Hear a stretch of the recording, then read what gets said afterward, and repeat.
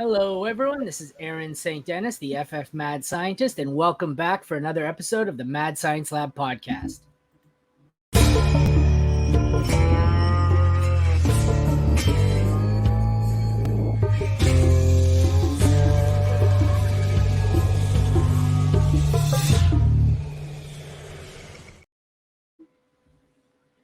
Hello, today we'll be continuing on with the My Tiers series. Here to break down Dynasty tight ends is Mike Kashuba. Mike, thanks for joining me again. Yeah, hey, always a pleasure, Aaron. Alrighty, let's get... Oh, actually, you want to take a second? I almost forgot to have you tell everyone where they can find your work. Oh, yeah, for sure. I got promoted a little bit, so I'm an editor over at Last Word on Sports now. Oh, you nice. can find me on Twitter at FFLWOS_Mike Cash. I know that's a whole mouthful. Basically, I was thinking that the other day when I was tagging you, when I was creating thumbnails, I'm looking, I'm going, God, this guy's got to change his fucking Twitter handle. I know. I'll change it before the next time I come on, but I put the fantasy football in front, and then I put the organization, and then I'd shortened it's a whole. I gotta make it cooler, but yeah, I have too many organizations, so I don't bother with it. Yeah, but alrighty, let's get right into it then. Oh, excuse me, long day, and I just forced down dinner in about 8 minutes before the podcast. Now I'm all gassy. It's gonna be a good one. Alrighty, whoops, bringing up the wrong screen. There we go. Let's get started here with the easy one. We've got Mark Andrews. Where do you want him? Yeah, hey, so my first tier in the last article that I wrote, I did a full Dynasty tight end rankings for this, and it's the elite now or elite later tier. So that'll probably throw in this elite category. It's Mark Andrews, number one. He's still super young. He's only 27 years old. He's got a quarterback that loves to feed him the ball, and really he's probably the perfect balance of trying to win now and win later. So elite is what we're going with? Elite. All right, can't argue that. This one will not be elite. We have Greg Dulcich. Yep. So Greg Dulcich, he fell into my fourth tier. So I'm going to actually probably throw him. That would be average here. I think he's a little above average. So I'm going to give him the benefit of the doubt. I'll break it down a little higher. Let's put him in the good tier. He's the whole offense is due for a step forward in 2023. And really it's, rookie tight ends are supposed to stink. So the fact that he was okay is good. I liked him at the end of the last season. Sean Payton, I'm a Saints fan. Sean Payton coming over and bringing Troutman with him scares me. I know he really liked him in New Orleans, so I'm a little lower on Dulcich, but I guess we'll see how it shakes out. Next up, we've got Evan Ingram. Yeah, I'm going to throw him in the same tier as Dulcich, the good tier. He got a 1-year deal. He's still tied to Trevor Lawrence, and I think, if I'm not mistaken, he snuck into the top 12 last year, which means nothing for tight ends. But no, he's every week starter in a position that you're not looking to find many of those. So just so we have a reference for comparison, I was tight end 9 last year. Just so you know. Yep. Taysom Hill finished tight end 2 in points per game, and he only had one 42-point game. I tell everyone that. He put up 42 points and was like the tight end 2 or 3, depending on setting. He's got to be in the elite tier, right? I don't even have him in here because I don't put him in tight ends. I don't put him in quarterback. He's just like, maybe I'll do him on a kicker ranking or something. You know what? The first, we're going to get right off. You've gone right off track here now. We brought Taysom Hill in. The first season, I'm a Saints fan. First season, Taysom Hill was like a gadget player. I fucking loved him. I have a Taysom Hill jersey in my closet. Yeah. Then when they decided to actually make him a full-time player, I can't stand him. He fumbles every 2 snaps. I can't deal with it. So I've just excluded him from the tight end rankings. I'm done. Not doing it. And inevitably, I'm going to pick him up off of waivers and start him in at least one league because that's what always happens. Yep. God, you got me on a Taysom Hill rant. Let's not do that again. Zach Ertz. All right, I'm going to break some hearts here. What's the name of the lowest tier? Bad. Bad is the lowest. If we could go lower than that, I just have a rule against, what is he, 31, 32, coming off a torn ACL, and they spent a second-round pick on a tight end last year. Yep. I just got a rule against it, so I'm not touching him with a 10-foot pole. You shouldn't either. I'd stay away from him. We've done, this will be my third tight end one for tight end week. We've done your dynasty, we've done redraft, and we've also done best ball. And I think you're the third one to put him in the bad tier. Perfect. I wish, having said that now, I kind of wish I had gone deeper than 24 but through DLF ADP, because there's a few guys where I really would have liked to have brought in Trey McBride now and maybe just got rid of Ertz, but it's too late now. So yeah, and hey, if you guys are looking for a deeper dive into this stuff, just go ahead and Google Dynasty tight end rankings. It's the second or third one that pops up. All righty, Gerald Everett. Ooh, he is right between that good and that meh tier, so I'm going to push him down in that yellow zone. I'm higher on him than everyone. He finished as tight end 12 last year, and he's going off the board as tight end 22. I'm getting him anywhere where I have a rookie tight end or one of the injury-plagued tight ends, or just, like another unreliable one. Yep. I'm getting him late, and he seems to be my, in case of emergency, break glass tight end, and I have him everywhere. Yeah, he's tied to an elite quarterback, but they have 3 capable weapons, 4 if you include Kellen Moore. Mix of everybody. Yeah, Kellen Moore loves to use his tight ends, and if he had more long-term security in that system, he'd be higher, but I don't know what he's doing in 2024. Next up, we have Pat Freiermuth. Got the Steelers jersey on, but oh, do you? I'm on the other screen, so I can see 90, but I don't have you on full screen. I have to be on the other tab here, so I can't see your video feed. But I did not notice that. It's TJ Watt. But Freiermuth, I think he's going to stay in that green tier, and he's probably going to stay there for the next 8 to 10 years. He's never going to. No, see, I think he's in that tier right now. I could see him easily being someone who gets boosted up into the great tier. It's depending on Kenny Pickett. It is dependent on Kenny Pickett, but I'm sneakily worried about Darnell Washington. He fell because of medicals, not because of talent. And if the Steelers are going to run 2 tight end sets, that's just another big body in the red zone, and it scares me a little bit. Yeah. Next up, we have Mike Gesicki. Mike Gesicki is, I'm going to say, in the yellow tier. I think the community is trying to push him into the orange or the red, but he has shown that he can be a top 5 option. He is going to a system that loves to use tight ends. And Mac Jones can't throw it more than 30 yards, so Gesicki's the only guy he can reach. Dallas Goedert. He is the first addition for our blue good tier. Great tier. Great tier. Sorry, I can't read it. No, I know. Somebody else told me that, but they won't let me, unless I haven't figured out how to customize it. Yeah, they won't let me make this bigger. Yeah. I can edit what it says, but that's it. That's the fact that you can't name players down here either. That's the lone downside I've had. Other than that, I like the site pretty good. I tell you what, I zoomed in a whole bunch, so I got it now. Yeah, I'm on full screen because I have to do it, so it's easier for me to see. But on the stream, I imagine it's a little harder. That's why even sometimes you can just say tier 1, 2, 3, whatever, or color. It doesn't matter. So awesome. Tyler Higbee. He's going to slide. I think this average tier is going to get a little painfully large. It does in everyone. He's on the 30-year-old cusp, but he's still an every week starter at a position that you can't find that many of them. He's probably better for redraft than dynasty given his age, but he's shown the ability to be a top 6 option. TJ Hawkinson. He is the top option in the great tier. Yeah, so close to the elite tier. I think that the situation that he went to is amazing. I think the age is awesome, and I think that he is primed to jump into the elite tier more than Dallas Goedert would be. Yeah. But I just can't get there yet. No, I agree. I don't know if he'll ever top what he did last season, but I think he's firmly in the great tier. Your favorite player, Juwan Johnson? I'm so sorry to Saints fans, and I'm so sorry to Juwan Johnson. I'm going to put him in the bad tier.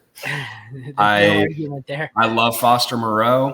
I don't love the Saints offense because Taysom Hill's the most important tight end there.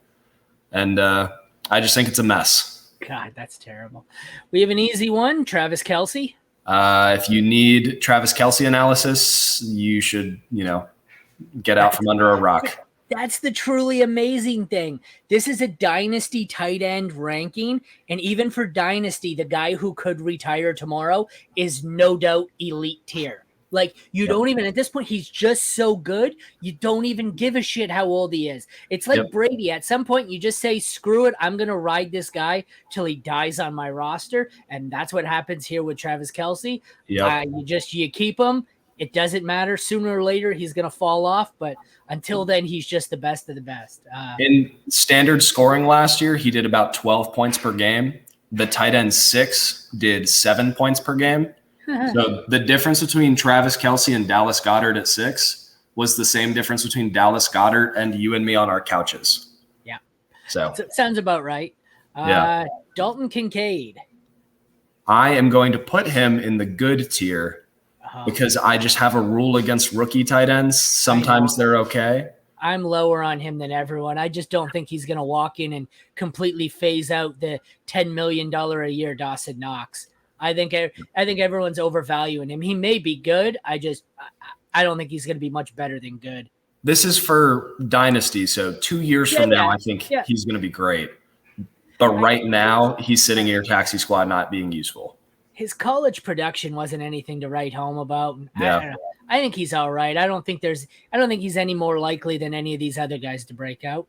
Go ahead. Before we go on from Kincaid, how old do you think Kincaid is? And then how old do you think Kyle Pitts is? Kyle Pitts, I believe, is 21 or 22. Kincaid, I would guess, is 24. Yep. It's a 2-year difference, and Kyle Pitts is coming into year 3 in the NFL. Yeah, it tells you how long he was in college for and still didn't really produce anything at, what is it, Old Dominion and what's the school? I know it's a red school. Where the hell did he go after Old Dominion? No, it's not Old Dominion. It's Utah. I'm thinking Zach Kuntz. It's Utah. Yep, he went to Utah, and he battled some injuries there. But I'm out at his cost. George Kittle. Yeah, I'm going to make some enemies here because I know there's 49ers fans everywhere, but I actually think he's firmly in the good tier for Dynasty. Yeah, he's getting up there in age and the health, but when he plays, he's elite, but you have to kind of rank. I don't know. I probably would have put him at great, but great or good just based on age and injury. My guy here, Cole Kmet. Yep, that's another one sliding into the good tier. I think he's going to break out this year with Justin Fields, and he's just going to really, really come onto the scene. I don't know who the number one option is there. It could be DJ Moore. It could be Cole Kmet. It could be Chase Claypool, who is a self-proclaimed top 3 receiver in the league. We'll see. He's an idiot is what he is. Dawson Knox. I'm going to put him at below average because I do think for this year he can still be useful as a bye week filler or a touchdown upside guy. But Kincaid is going to take that role more and more away. Really, you just want any piece of the Buffalo offense for a touchdown burst.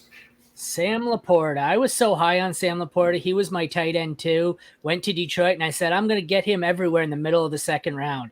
Now he's going at the end of the first round, and I have no shares of him just because I love him. I'm just not paying. I don't draft first-round tight ends in rookie drafts, and he's going in the first round, so I have none of him. Where do you want him? And I'm going to put him in a place that's a little tough. I put Kincaid in the good tier. I'm going to put Laporta in the average tier. So I think he would have gone higher if he was a better prospect. He went to a place that has shown they're not committed to tight ends because they just threw Hawkinson out the window. It's a tough place to be for a tight end. Michael Mayer. Another average addition. It's tough that I could look back in a couple of years and Mayer could be the best out of all of them because he went to tight end one. He just went to a system that's perfect for it. He looked like the tight end one coming to the draft until the Bills threw a wrench in everyone's plans. But yeah, I think he's a great choice. The tight end one. NFL teams make bad decisions all the time. All the time. He's the tight end one. So, David Njoku. Another one in the good tier. This one's getting bigger than I expected it to be. He is on another ascending offense. He's tied to what should be a great quarterback, and the other options in the offense don't scare me that much other than Amari Cooper. So the all-hype man of the summer, Chigo Okonkwo. Another one in the good tier. I'm starting to think I should have started a little more average, but he that happens. That tells you what there is. This happens with every one of our tight end rankings. You have a couple of elite, a couple of good, and then there's 90% of them in the good to average, which just shows you if you don't get a top 5 or 6 tight end, you're basically just flipping a coin and praying for a touchdown, which is pretty indicative of your list here. 100%. Something I'm worried about for Chig in redraft. He's on everyone's breakout list. He's on everyone's darling. Yeah. My guys. He's not going to be good this year, everybody. He's getting Will Levis or Malik Willis or Ryan Tannehill, and like none of them have shown that they want to give him the ball. He also doesn't get that many snaps yet. So I would wait for a year 3 breakout, try and trade for him next year. I think he's going to be all right. Like, I agree, he doesn't get that many snaps, but the one reason I'm out, like, I have a ton of shares of him because I added him last year on waivers or drafted him. But the reason I'm out on him this year is I see those lists that come out and it's 10 sleepers to win your league. Right off the bat, I can assure you I will own none of those 10 sleepers because those 10 sleepers are now going 4 rounds too early and they're no longer sleepers. Chigo Okonkwo, when he was tight end 25, was a sleeper. Chigo Okonkwo at tight end 10 in ADP, not a sleeper. You're drafting him as you're drafting him later, but you're drafting him as your starting tight end. I want him as a late round backup. Like I said, all the leagues I own him, I got him on waivers, or I drafted him in the 5th round of rookie drafts last year. So I'm out for this year in redraft. Dalton Schultz. He's one I'm going to throw in the average tier. He went to Houston, which is an okay landing spot. A lot of the times rookie quarterbacks like to have a safety blanket. I think that he's just a guy. So he benefited from Dallas. I think he is just a guy who benefited from large target volume. The problem is I think he might also see that target volume in Houston and could have 100 targets this year. So I think he's someone I would target over pretty much half of this good tier. I think I'd probably take Freiermuth. I'd take Komet and I'd take Kittle. I think I'd take Schultz over all these guys. Irv Smith, who's moving up in the ADP lately. He's Cincinnati moving up, but I'm going to move him down. He's below average. I can't argue that. How long? Every year he's hurt. Every year he's going to break out, and every year he doesn't. So. Yep. Every year he's hurt. Every year he's going to break out. And then people like to point to Hayden Hurst last year and be like, oh, this was what the Cincinnati tight end did. Hayden Hurst was like the tight end 19. Like, he didn't. Same with CJ Uzomah the year before. And he's a streaming tight end at best. So 100%. 2 interesting ones to end it here. Darren Waller. So I'm going to put Darren Waller in the good tier. In redraft or on contending teams, he's somebody that I would try to acquire for cheap. Yeah. There's no one else in New York catching passes. No, I know. Yeah, no, I agree completely. But age and injury history, you got to knock him down to good. But finishing it out, Kyle Pitts. Yep. This wasn't a hot take last year, and now for some reason it is. I'm going to put him in the elite tier. The Atlanta Falcons were almost 32nd when it came to passing rate. They were bottom 5 in passing touchdowns, and Kyle Pitts was still in points per game top 6. So if the Atlanta offense is even just medium, he jumps into the top 3 or 4 category, and he's 22 years old. So all righty, let's do a quick recap here. Your tiers are in the tier 1 elite, we have Kelsey, Mark Andrews, and Kyle Pitts. Tier 2 great, we have Hawkinson and Goddard. Tier 3 good, which is your biggest tier by several players, we have Greg Dulcich, Darren Waller, Evan Engram, Pat Freiermuth, Cole Kmet, Dalton Kincaid, David Njoku, George Kittle, and Chigo Okonkwo. Tier 4 is average, and they are Gerald Everett, Mike Gesicki, Tyler Higbee, Sam Laporta, Michael Mayer, Dalton Schultz. Tier 5 below average is Dawson Knox and Irv Smith. And the bottom tier, the bad tier, is the old and injured Zach Ertz and Juwan Johnson. That is your tier. Well, thank you very much for joining me tonight, Mike. You want to take another shot here to plug yourself, tell everyone where they can find you? Yeah, hey, I appreciate it, Aaron. Just go ahead and give a Google to Last Word on Sports. We cover everything from football to NBA to soccer. There's even a couple of like golf pages and tennis pages. So we cover everything that you need to know about sports, and some of the other writers there do some great work. You can find me on Twitter at FFLWOS_Mike Cash, which will probably change in a week or two once you've all listened to the show and not followed me. You a baseball fan? A little bit, not really. Yeah, I don't even know the pitcher, but there was a pitcher. I can remember the catcher is JT Realmuto, and there was a relief pitcher where every fucking time this guy came out from the bullpen, he'd sprint to the mound, and then he'd get to the mound and he'd suck because he was too tired from sprinting. And the one time they're having a little chat on the mound, and the guy comes fucking sprinting out of the bullpen, and they look at Realmuto, and he just goes. That's how I feel when I hear you go FFL. Yeah. I'm going, oh, Mike. Yeah, I gotta mix that up. But hey, just give me a Google, Mike Kashuba. It's spelled how it sounds, and you just worst case scenario, go to Last Word on Sports. It's easier to find. Well, that has been my Tiers with Mike Kashuba. Tonight it was Dynasty tight ends. Check back tomorrow for the next position. I believe it's another day of tight ends, rookies, if I remember correctly. Won't be nearly as long, but it will be interesting. There is a giant clusterfuck of rookies this year. Once again, I am Aaron St. Dennis, the FF Mad Scientist. And this has been the Mad Science Lab podcast. Thanks again to Mike for joining me, and thank you everyone for watching. Have a good night. Thanks, y'all.